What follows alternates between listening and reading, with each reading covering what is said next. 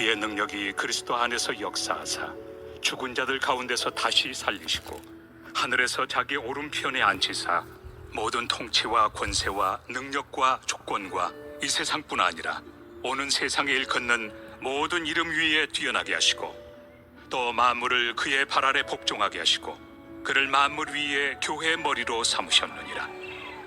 교회는 그의 몸이니 만물 안에서 만물을 충만하게 하시는 이의 충만함이니라. 바울은 에베소 교회 교인들의 믿음이 굳건하고 또 서로 사랑하고 있다라는 그 소문을 듣고 차가운 감옥 바닥에서도 감사하고 있습니다. 그 감사는 에베소 교회 교인들을 위한 기도로 이어졌죠. 여러분, 감사한 일이 있으면 기도로 이어져야 합니다.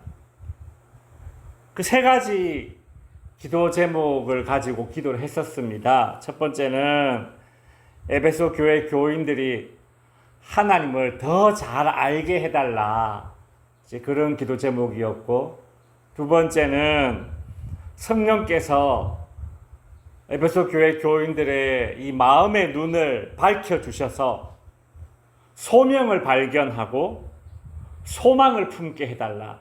이 땅에 살 때는 우리가 소명을 발견하는 것이고 또 이 땅에 살지만 하늘의 소망을 품는 그런 성도가 돼야 되는 것이죠. 바울의 세 번째 기도 제목은 에베소 교회 교인들이 하나님의 전능하심, 하나님의 위대하심, 하나님의 크심을 알게 해달라, 그리 기도했습니다.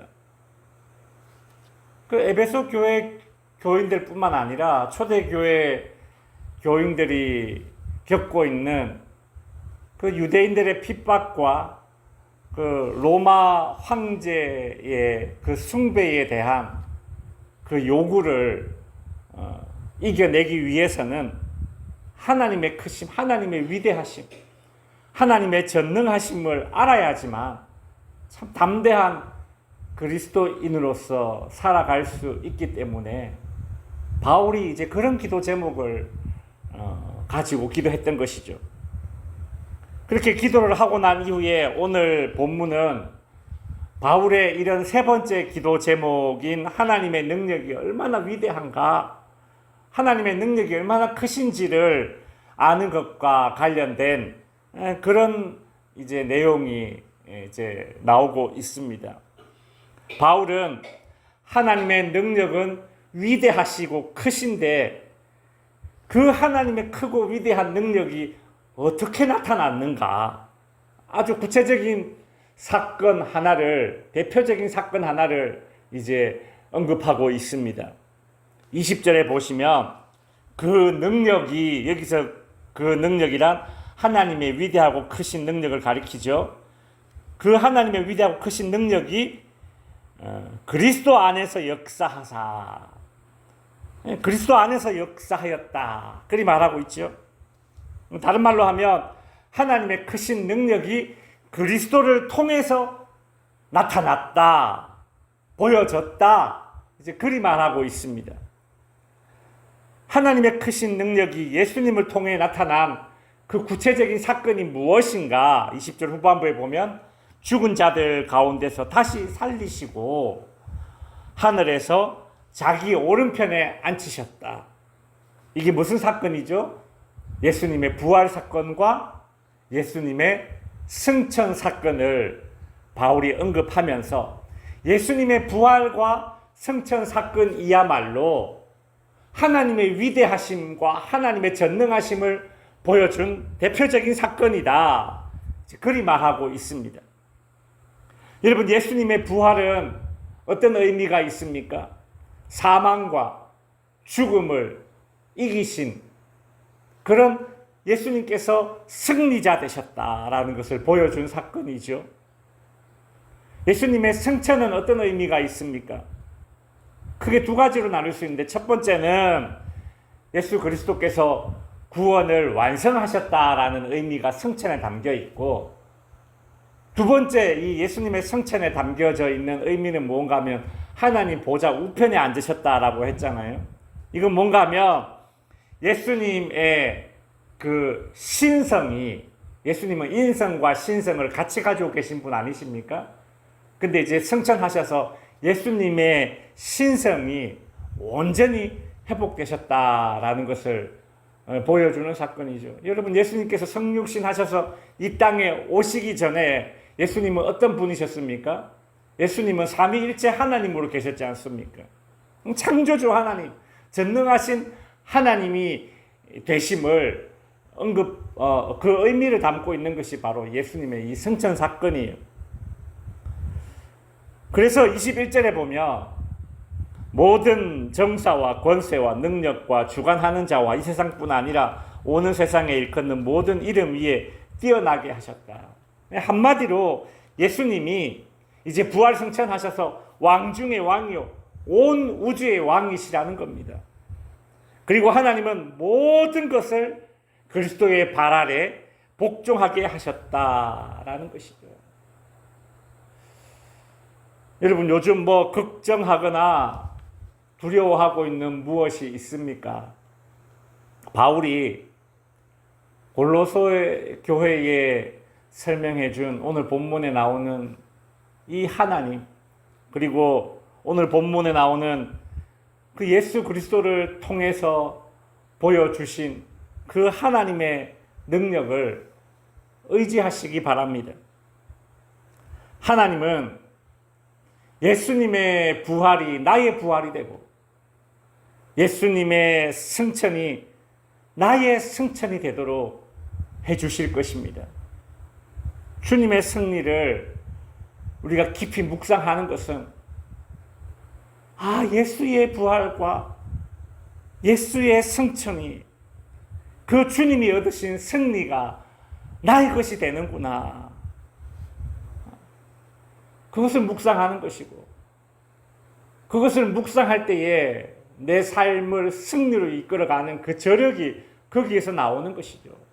초대교회 성도들이 그 힘으로 그 로마 제국의 모진 그 탄압과 핍박을 이겨냈고, 또 우리 대한민국, 우리 한국의 신앙의 선조들이 그 일제강점기의 그 고문과 핍박을, 그죠? 이 승리하신 주님을 묵상하는 거기에서 나오는 그 신앙의 저력과 힘으로 이겨냈다는 것을 우리는 알고 그 묵상해야 됩니다. 바울은 에베소 교회 교인들을 위한 그 기도를 이제 마무리를 하면서 그 하나님의 능력이 되신 예수 그리스도께서 교회의 머리가 되셨다. 그리 선포하고 있죠. 오늘 본문 22절 후반부를 보시면 그를 만물 위에 교회의 머리로 주셨느니라. 23절 교회는 그의 몸이니 만물 안에서 만물을 충만케 하시는 자의 충만이니라. 그리 말하고 있습니다.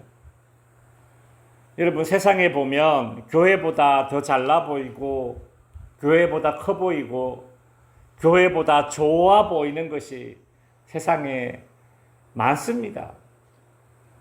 세상 사람들에게 인정받고 칭찬받는 여러 단체들, 봉사단체들 많습니다. 또 세상에서 큰 힘을 발휘하는 어떤 단체들, 권력 집단들 많습니다. 그러나 예수님은 교회보다 더 잘나 보이고 교회보다 더 커 보이고 교회보다 더 있어 보이고 교회보다 더 좋아 보이는 그 어떤 무엇의 머리가 되지 않으셨습니다.